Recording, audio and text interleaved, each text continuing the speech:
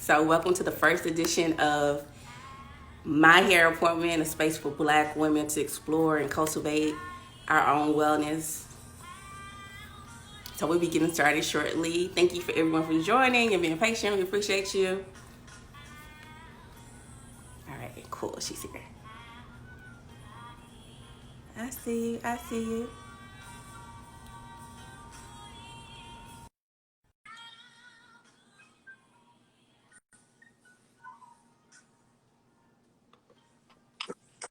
Good, Hey, good morning. good morning. How are you? I'm well. How are you doing?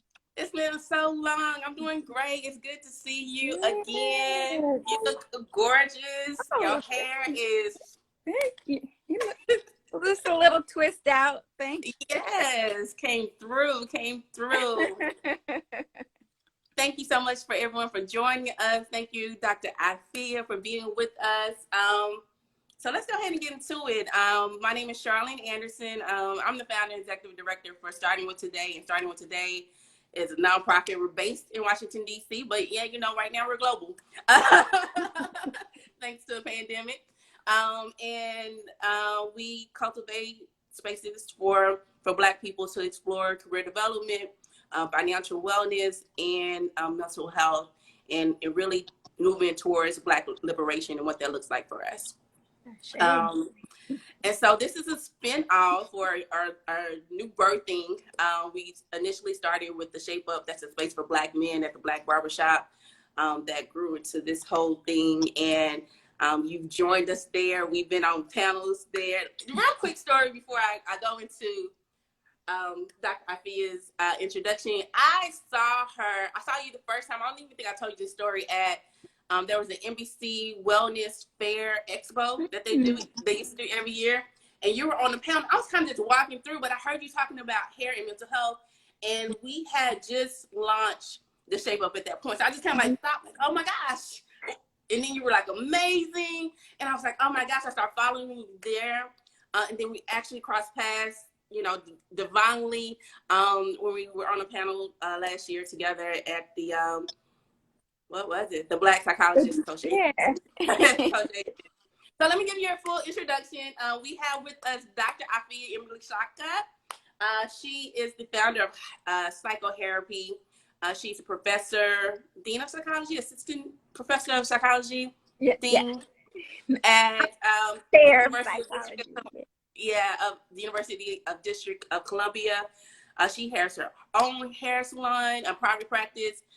She's also a licensed hair cosmetologist. Not yet, but I'll clarify. Okay. Anyway, she does a lot of dope stuff. And her energy is amazing, and I am excited to have you here. So thank you so much for making this happen. Wow, the energy is coming through the phone. Thank you for inviting me. I feel very special. Like you're like, I heard your voice, and I'm like, me? Yes. And I didn't even reach out there, and I just started following you, and then just our spaces connected, and I've learned so much from you just by watching. And then when you did the panel, it's like so much, and that's why I really wanted to bring to this space, because so much that we do intuitively, we don't realize that it's tradition. I think there's power in reclaiming that knowing and having that awareness of what we're bringing from Africa into our spaces now. Mm-hmm. Yeah. Okay. So I really value people who recognize how important our hair is, and even how important our shared space is when we are doing hair. Right. And so I remember feeling really struck by the images that you showed of your grandmother, right? Your grandmother's salon, and how much you learned from her in that intergenerational transmission of culture that you witnessed and participated in. Am I breaking up? No, you're good. Okay. That you witnessed and participated in that salon space.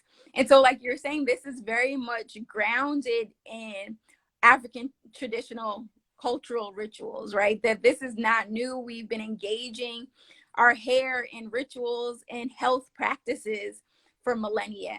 And so I oftentimes see it as my role to articulate and modernize some of our ancient practices related to hair and hair care.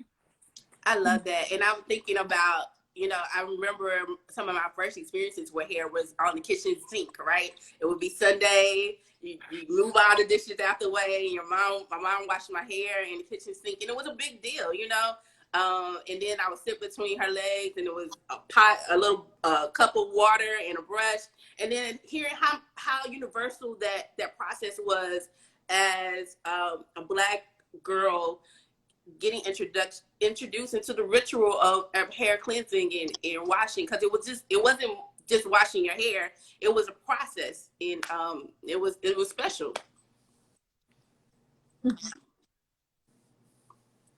Yeah, that's something that I've gotten to study with someone named Dr. Marva Lewis.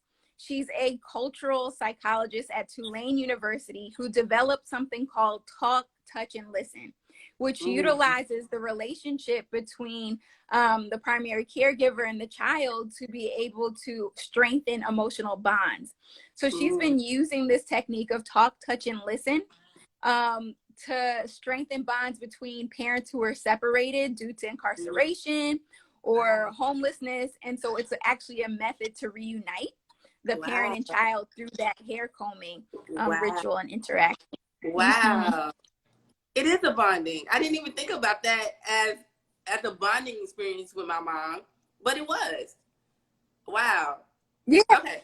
Yeah, I know out of, being the youngest of 4 children myself, that was such a special time that I had with my mother, because, it was one-on-one time. And so every Sunday, which I'm trying to think, maybe not every Sunday, but it seemed like every Sunday. And the special thing that I can remember is that she always said, how many braids? Like, this was my special time. I got to pick the number, and I'm like, 5. And then so she'd come up with a way to do like 5 braids. That's or so like true. 3 or 7 or something. So I felt like I had choice and control in my process. And my mom was very gentle. I know sometimes, our parents aren't always that gentle, and some of us definitely got hit with brushes. My mom was not a brush hitter. My mom wasn't either, thank God. But I have been hit by a brush. Yes, I have been hit by a brush. Not my mom. My mom did not hit me with a brush. But this was really a time that on Sunday night that we would talk, and I think it's a foundation for some of my work that I do now, and why hair care is a pleasurable experience for me, because I know we have a range of experiences. I don't know who's watching, if they got hit by a brush, maybe hair care isn't as positive, but how to make it more so. Awesome. And I just want to take a real quick break, because I see people typing, but if you have a question, please use the Q&A, so that way we won't have to go back through the thread, and we can answer questions when we have a little bit of space later on. What are you drinking? I'm drinking ginger, turmeric, and herbal tea. I needed some centering and grounding, and I picked this up at Trader Joe's yesterday, and so it's just kind of one of my go-tos to kind of. I hear you. You keep building that immune system. No games. It does. It's, you know what? It's so much out, and I have my candles lit. I just, I needed some. This is part of my self-care for this week as well. I just kind of been running, and so even just thinking about this and wanting to create this space for Black women, particularly, is because of all the stress. And so last week I braided my hair because I was so stressed out, and so it's like I needed something where the last thing I need to think about is like how my hair looks. And so I have never done protective braids before this year. And that was the first time I did it. I did it myself. Was my dad got a real medical diagnosis. I had to go home, and I didn't want to be stressed during his surgery. And so I was like, let me go to a YouTube tutorial and see how to like braid my hair. And so I did some faux locks, and I did them again, and they came out much better the second time. But this time I did, the box braids was the first time I've done it. But even just thinking about that for like YouTube and all these beautiful Black women who are teaching this skill to millions who need access to like how we begin to care for hair. And then afterwards, I just felt like all this weight come off because I don't have to deal with it for a few weeks, you know, and just thinking about that in my process in the pandemic, in this racial uprising, how I have to be more intentional about creating space for myself and healing practices, and just kind of talking about it informally, but like, you know, what conversation should we be having, and what practices, you know, can we begin to. So anyway, no, let's go back to so just to talk about the stresses of and how it begins to affect our hair, because you know some women have dealt with cancer and lost hair, aging and losing hair, and I'm thinking about Representative Presley, Ayanna Presley, who recently talked about her experience, and then you know sometimes there's space for positive things as well. So what are your experiences, or what are your thoughts around Black women and hair and stress? Yeah, well, I definitely think from personal experience, there's a direct correlation between my stress level and how my hair looks. I neglect it. When I'm highly stressed, it takes a back burner. And I can remember meeting with my stylist last summer and, you know, just getting a style done. I think I might have been going to a wedding. And so she paused and it was like, Afiya, what have you been doing? You seem really stressed. I'm like, what?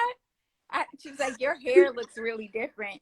And so she had a whole therapy session with me in that chair about how I need to take better care of myself, but to think about how stress often makes us avoid the most important things, that we're just in this survival mode versus actually being able to care for ourselves. But it's interesting because going to the hair loss concept, there are so many different reasons for hair loss, especially for Black women.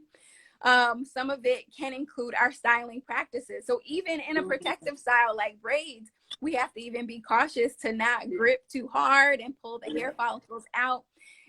There's this concept called hair stress. Hair stress is basically when people try to transform their hair from the way it authentically grows to one that is unnatural or goes against, you know, what their hair wants to do.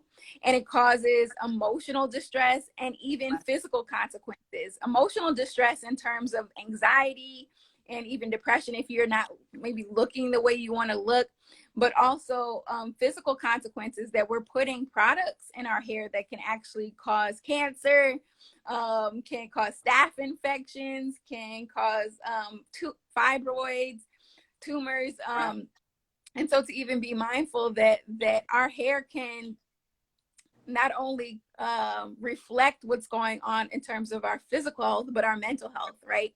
Because it's very challenging to take care of ourselves when we don't feel good.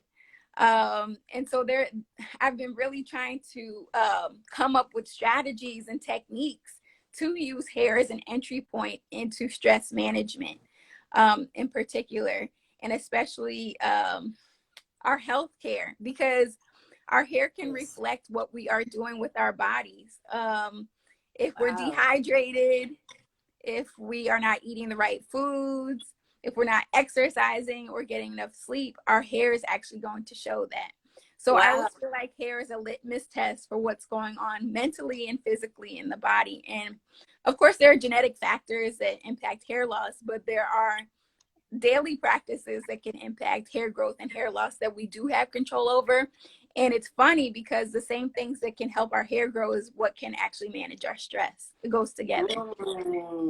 And you know, as you mentioned that, I'm just thinking about too, when I'm having like, you know, prolonged bad hair days, and so much of sisterhood that I've experienced is, you know, someone put me to the side and like asking if I'm okay, you know, and then if it's that person to, you know, do my hair for me or braid my hair for me, even if it's in plaits, and just how much love is in that experience as well, when I don't have, you know, the capacity to handle it, then someone would step in, you know, informally, especially before, you know, I start going to, you know, beauty salons, all that kind of stuff, and paying. It would happen, you know, when I was at my grandma's house, when my cousins would pick up the brush and do my hair on the porch, or even in college, you know, I had a woman who would help me get ready and do my hair before we went out, and just how much love is in that space, where, you know, women can pull us to the side and not make us feel bad, but like literally lift us up. And we always feel better on the other side of that in the community. Yeah, I think the biggest thing that I miss during this quarantine is getting someone to wash my hair. Like, I Yeah. miss someone washing my hair. I had to wash it this whole time, and I don't want to keep washing it myself.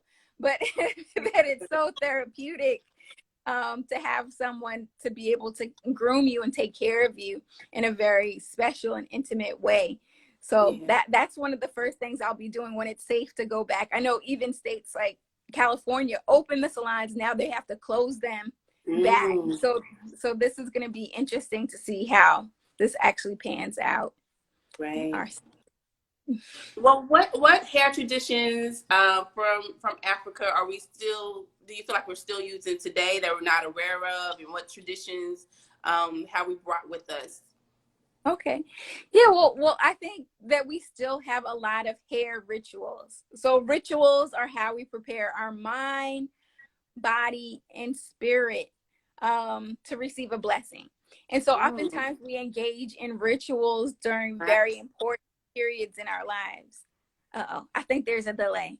I delay, but I love that definition. Can you recite that definition of ritual again? Because I need that to marinate. Okay.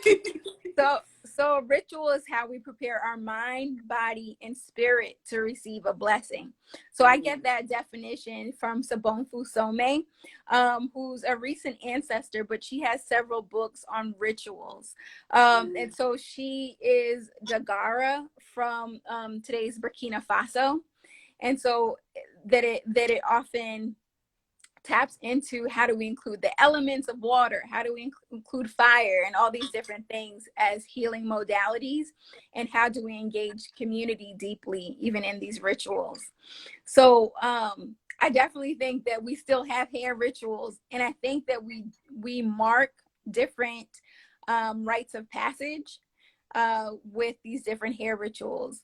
So for example, in a lot of West and East African countries, when a baby is born, they go through different hair rituals. Like for the Maasai, for example, the baby will get their hair shaved when they're between 7 and 10 days old.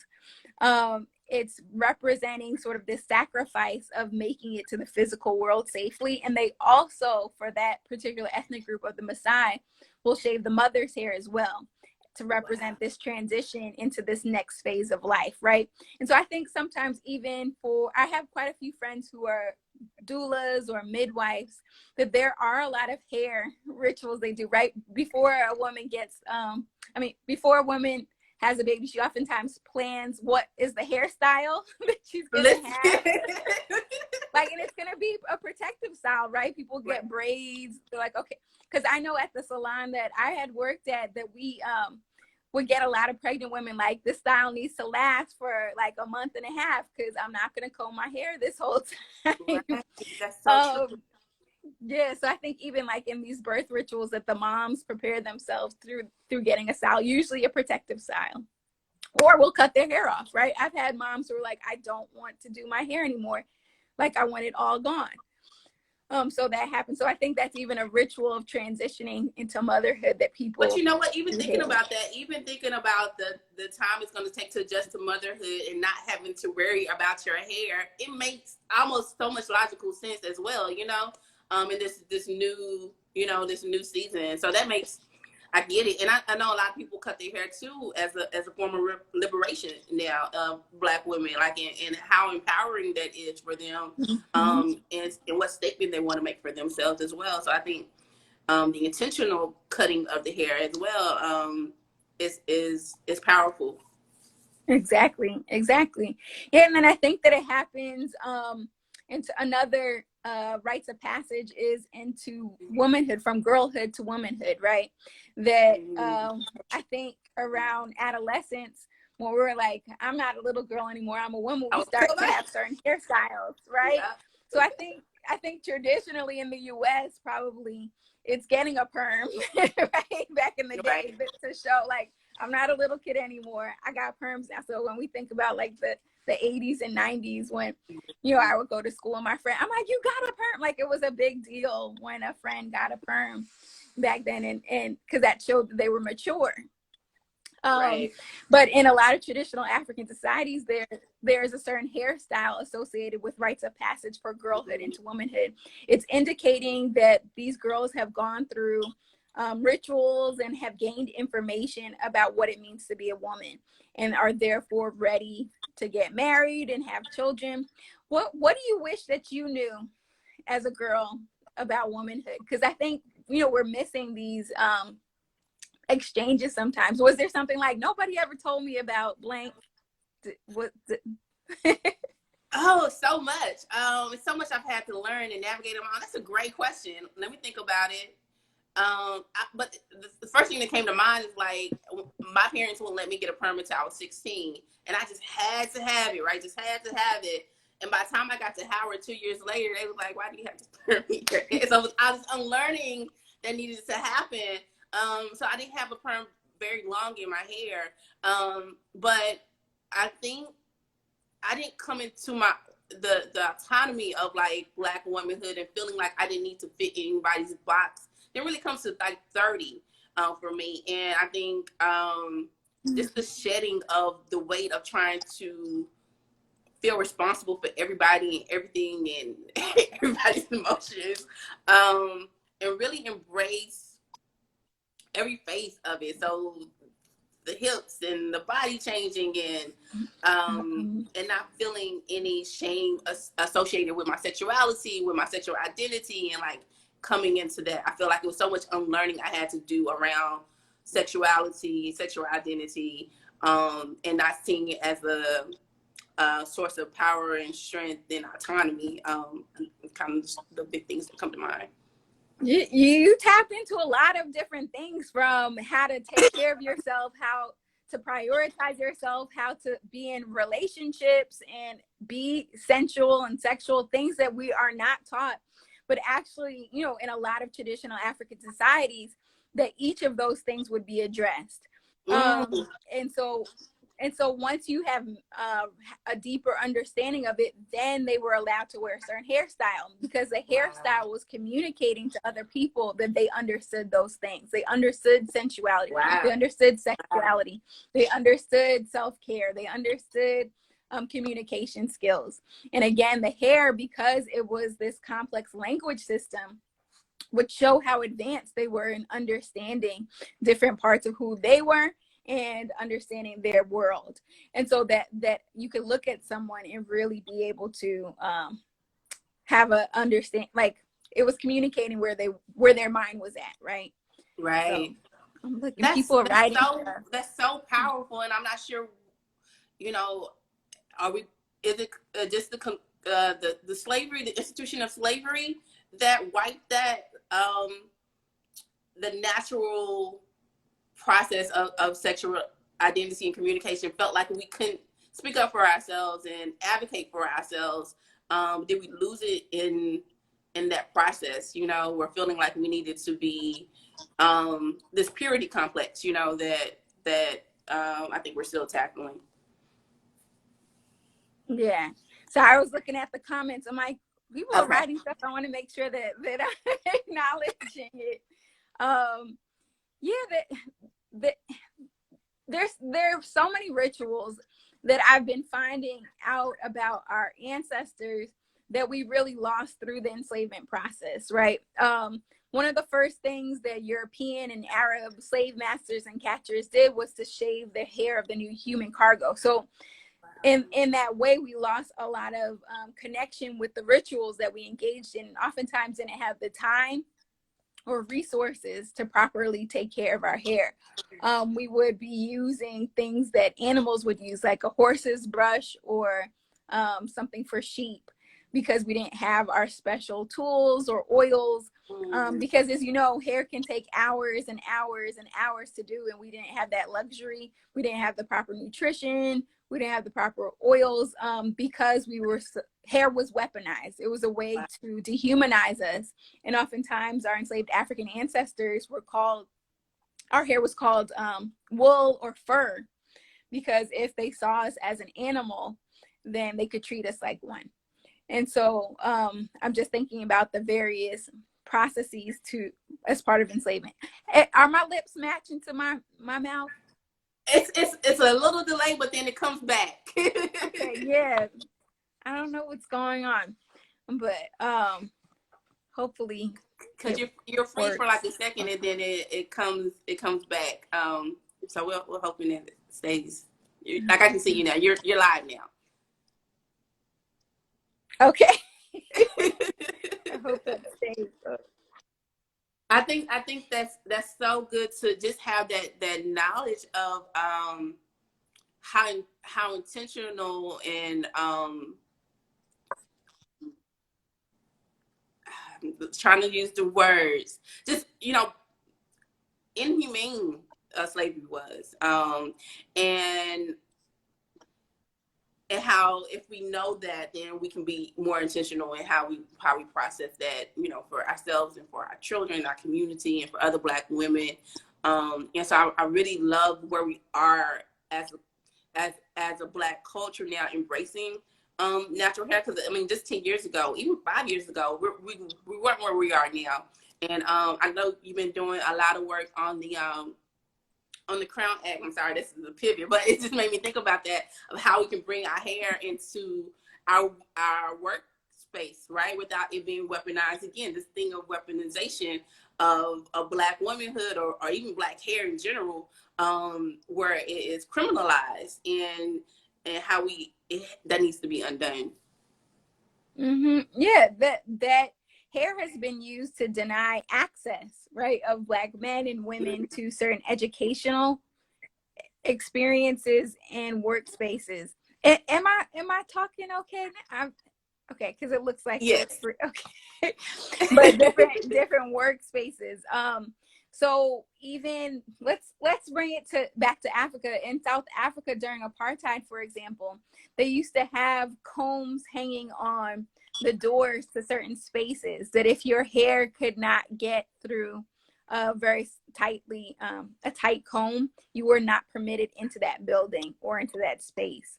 And so how much hair texture has really determined the success outcomes of Black people is really interesting. That not only is there an expectation that hair is worn oftentimes like a straight, but also the styles in which it could be worn. So it's interesting to look at employment policies and school dress codes to see how anti-Black they really are. And so some of my research has been looking at the psychological consequences of hair discrimination. So hair discrimination can be understood as, these insults or rejections related to how someone wears their hair. And oftentimes it's racially biased. So the Crown Act only came out in July of 2019. So it's just about a year old, but it's explicitly addressing protective hairstyles. So in the Civil Rights Act of 1964, that it was saying that you couldn't discriminate against someone based on race, but it didn't have any details about hair. And hair is often, hair is a racial phenotype. And so to understand that there was this loophole that people were still being discriminated against in terms of access to employment, housing, or education because of how their hair looked. And so what the Crown Act does, it explicitly protects braids, twists, locks, afros as a way to protect Black people. So it's been interesting to unpack the and so that we cannot get money or education or spaces to live. Awesome. That is, the fact that we have to explicitly state that, even, it's just so much to unpack there. Can you talk a little bit about what rituals that you feel like we still need to reclaim from Africa, that we need to be more intentional about now as we move forward in our hair and advocating in our spaces and definitely workspaces and our school spaces for our children to make sure they're not coming up with the same hair trauma or ideology that their hair is lesser because it's different. Yeah. I've coined the term aesthetic trauma. Experiences where people actually have trauma based on what they have heard about their appearance and experiences that have been deeply distressing and hurtful. Because I'm sure we can all think about a time in our lives where someone insulted us or mistreated us based on our appearance, and that stuff doesn't go away, because for a lot of the studies I do are with older people or adults, but people in their like 70s are talking about something that happened to them at 5 years old related to their hair. So it really stands the test of time and can be internalized and shape their self-concept and identity. That is so true. How can we use hair as part of our healing and part of our storytelling? Because you talked about, we know it's an indicator of, you know, if things are going wrong, if we're not eating right, if we're not sleeping right, but how can we use it as part of our healing more intentionally? Okay. Well, I definitely recommend narrative therapy. So narrative therapy is basically a storytelling process where you can externalize the problem, because nothing is wrong with our hair. It's the system in which we exist is wrong. And so basically externalizing it to not own the trauma of these situations and thinking about how it's a process of white supremacy, racism that has created these outcomes for us. And so I've started to develop something called race narrative therapy, where in the salon and barbershop space, we can actually process these different experiences that we've had related to things that hurt really bad, because oftentimes when what we don't talk out, we act out. So again, what we don't talk out, we act out. And so when you don't put certain things into words, it can shape you in unconscious ways. And so I'm just thinking about how our collective, this is how we heal in tradition, that storytelling, you know, we have an oral tradition. Storytelling is what can heal us. And kind of having a catharsis process of getting things out is important. And it could be entertaining and humorous and things like that too. But to make sure that there's an audience that understands and maybe has had similar experiences, because that's ultimately what happens in group therapy. I'm not sure if you've ever attended group therapy or not, but basically people are telling stories and you're like, that happened to me too. Yeah. Or like to kind of understand that there's universality, and even these therapeutic factors that happen in group therapy oftentimes happen through storytelling. So it's there are techniques and strategies to facilitate healthy storytelling. And you know what? That's what, you know, we do it definitely in the barbershop at Lee's. So shout out to Lee's. And that's what happens is very much we're facilitating group therapy, right? And people are telling the stories. Now, what I love about that is that it's multi-generational, right? So it's not just one person. And that would happen in a beauty salon too. Someone would talk about whatever is going on with them. You have children there, you have grandparents there, you have great grandmas, aunties, all there in the space that are sharing stories. And that has, I think you asked the question about, you know, what I realized. I think realizing the power of the intergenerational storytelling, I think is something that our generation is missing. A lot of us are transient, so we're not in the same space with our family, and we're surrounded by our peers, which are echo chamber. But versus like, you know, someone a little bit older or someone in a different space that can kind of pull us in or give us a new perspective, and to love on us in that way. I think that's something we have to be intentional about, creating those spaces where it's not just a bunch of 20-year-olds or 30-year-olds trying to figure out life at the same time, in the same way, having the same mistakes over and over and over and over again. Yeah, the salon and barbershop space are microcosms of the larger Black community, right? Yes. In terms of there's a representative from these different age groups and maybe even ethnicity or wealth right? Because that's where we come together, and that's our safe space. As much as DC gets gentrified, that's one of the few spaces that isn't gentrified, right? In terms of, we are very clear along racial lines, that we're a community when it comes to hair care. So I know that it's not likely that white men will start doing Black women's hair. It would be a trust factor. And so I'm just thinking about, but we let white men do therapy with Black women, right? In terms of, to think about that these are still very sacred rituals, and you know how much our hair is connected to our physical, mental, and spiritual health.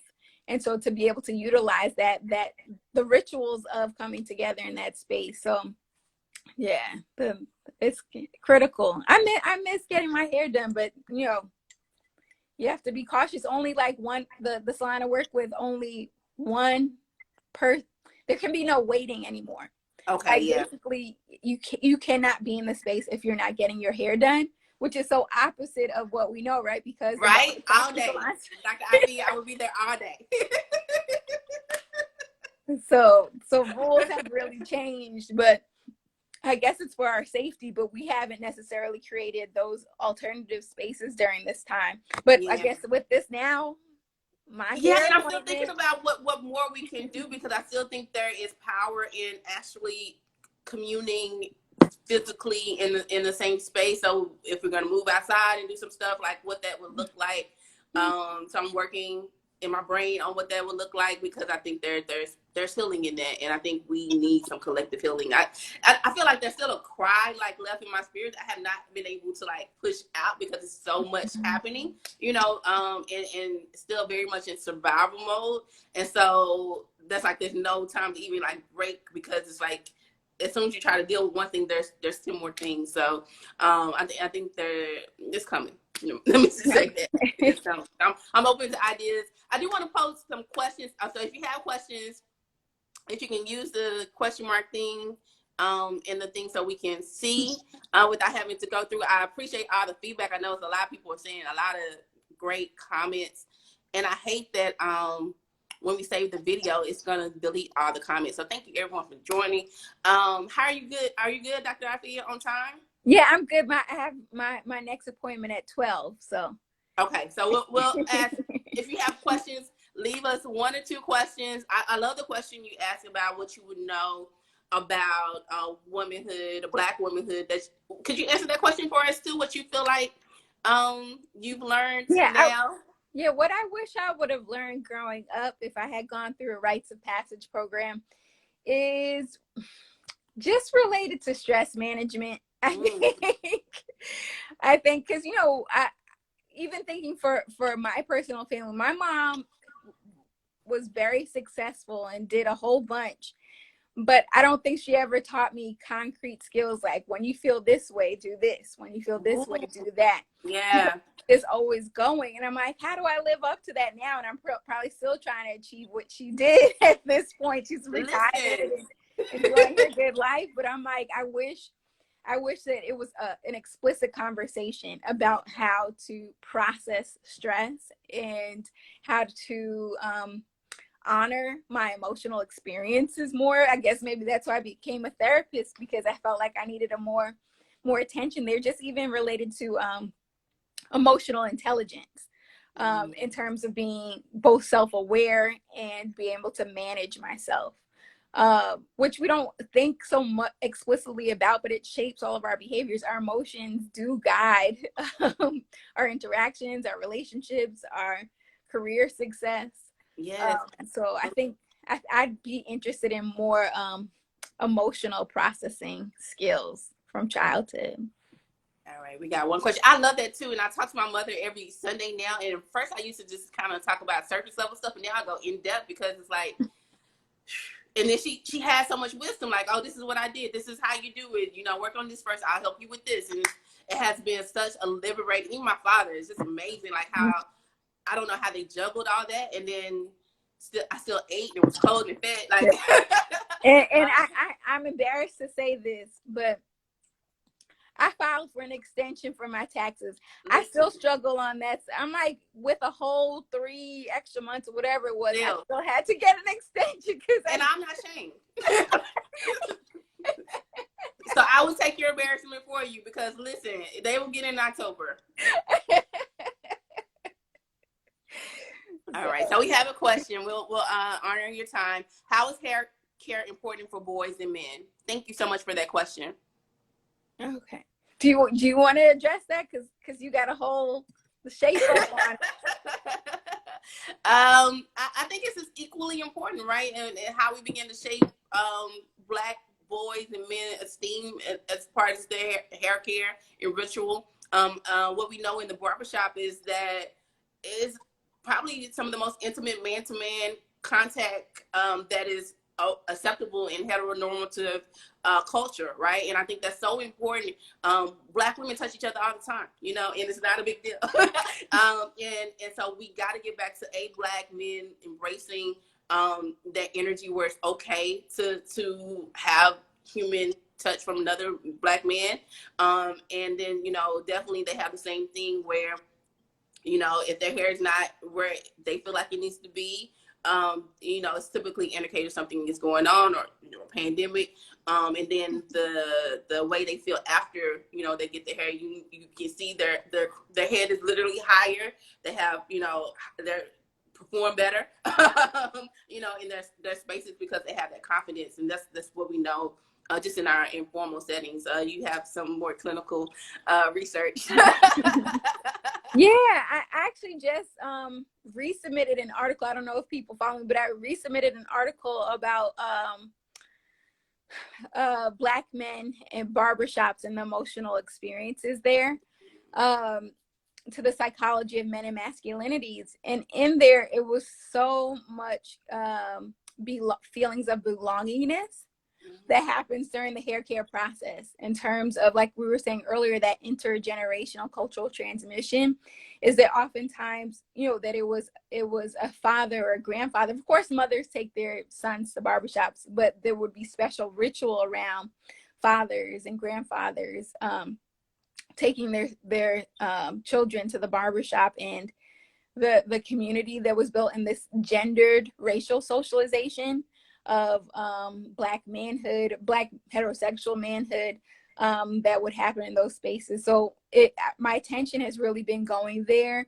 And I would argue, you can challenge me or other people can challenge me, that hair actually comes up more for Black men and boys to some degree because of the more consistency in the grooming process, that men are shaving their beards more, men are getting lineups and shape ups more than, you know, we're getting braids. So I think that it actually comes up more often. I'm even seeing Marv the Barb saying how much of a factor it is in judging, you know, Right.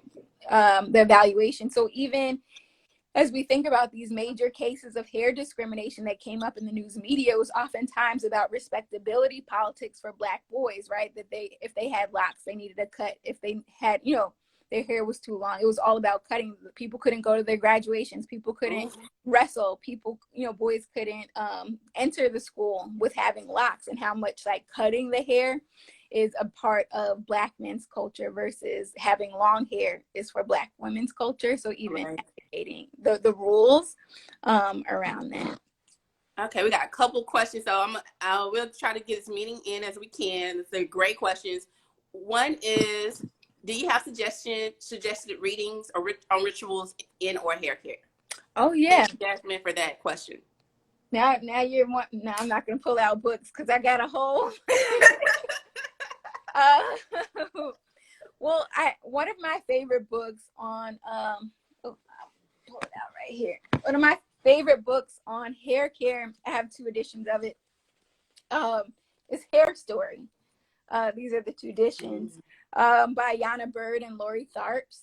I think that it's really good to have the historical context to a lot of the hair experiences, to normalize how to care for our hair, but also the political and historical lens in which hair care happens. I also recommend any book by Malidoma or Sobonfu Some. I was referencing them earlier in terms of how to use different elements in the hair care process and healing. They don't say that, but you can develop your own based on the recommendations. So love that. Thank you so much. And any others that come up, you can send them to me and I can post them as well. How can I make self-care shampoo more intentional and grounding for stress management? That's Michelle. Thank you so much, Michelle. oh, yeah. Well, I like that it's already a cleansing experience, right? I think most people enjoy the shampoo process the best when they go to the hair salon. And so since we're doing it at home, I really want to emphasize being gentle. Sometimes I know I'm ripping the hair out of my head when I'm detangling my hair during the shampoo process, but I definitely recommend starting with going through stages, starting with the conditioner to really thoroughly get slip to detangle the hair, using certain shampoos or conditioners that smell really good to activate sort of an aromatherapy. I recommend like clearing your schedule to be able to fully indulge in it and not feel rushed. That's so true. Yeah, don't have anything planned for afterwards, because to really take your time to get up in there and get those fingers and up in your scalp, that can relieve stress.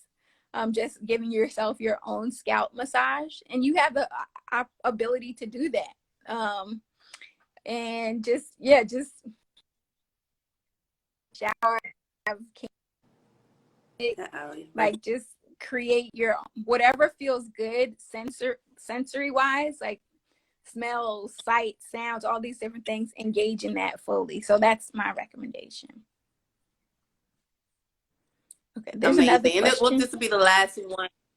Yeah, the last one says, what messages does a Black woman wearing locks communicate? And thank you so much for that question. Yeah, I think I kind of go back to Maasai warriors when I think about locks. For the Maasai of today's Kenya and Tanzania, they grow locks to indicate their warriorhood. Or even if we look at the Mau Mau, which in Kenya as well, that they grew locks. So I think locks sometimes can communicate warriorhood, and so in American society and culture, that can be threatening to the white Western standard. But I think that we need warriors, especially women as warriors. So I think that there's complexity there. But I locks. Actually, as a stylist, prefer doing locks because it's no detangling. But yeah, I think that it kind of shows that it's not conforming to blonde, long, straight hair, which becomes a threat to maintaining white beauty standards. So, yeah. Oof. Let me just say thank you. And you, listen, you just shifted all the energy. Thank you so much. I know you got to get on another call. I appreciate your time, your insight, your expertise, your love, your energy, and your support, like all of it. Like, thank you. I look forward to, catching up. So we'll be doing some more stuff. We're going to be, this night is the beginning of my hair appointment, and it's a play on hair as far as the entry point for mental health and how we feel. And like, if same thing you said, if our hair is right, then we're good. And so we'll be doing more to cultivate space for Black women. And thank you so much. So follow Dr. Afiya at Dr. _ Afiya. AFIYA. Yep. That's it. She is her own, and also a hair therapist. What is it? Hair Psychotherapy. Psychotherapy. It escaped me. I'm sorry. And she has a wealth of information. She does a lot of talks, a lot of information. So follow her, and we're supporting and rooting for you and sending you love and blessings and all that great stuff to you and your family as well. Oh, thank you. Same to you. I appreciate you so much. All right. Y'all have a great one. Take care. All right. Peace.